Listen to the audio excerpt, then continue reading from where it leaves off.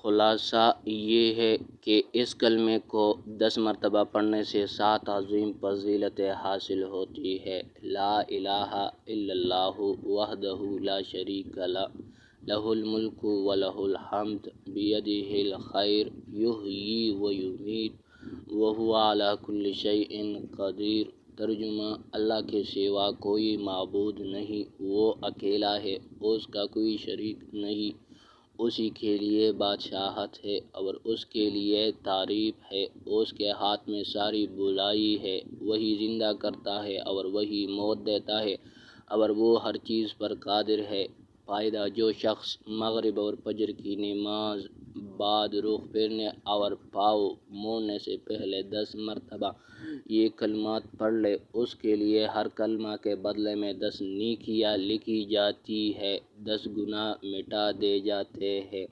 اور 10 درجے بلند کیے جاتے ہیں، اور یہ کلمات اس کے لیے ہر ناپسندیدہ چیز اور شیطانی مردود سے بچاؤ کا ذریعہ بن جاتے ہیں، اور شرک کے علاوہ کسی گناہ کی مجال نہیں ہوتی کہ اس کو ہلاک کر ڈالے، اور وہ یعنی کلمات پڑھنے والا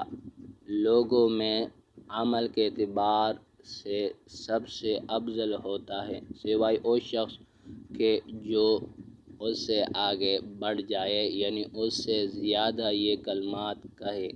حوالہ آپ دیکھ سکتے ہیں۔ خلاصہ یہ ہے کہ اس کلمے کو 10 مرتبہ پڑھنے سے 7 عظیم فضیلتیں حاصل ہوتی ہیں۔ نمبر 1، 100 نیکیاں، 2، 100 گناہ معاف،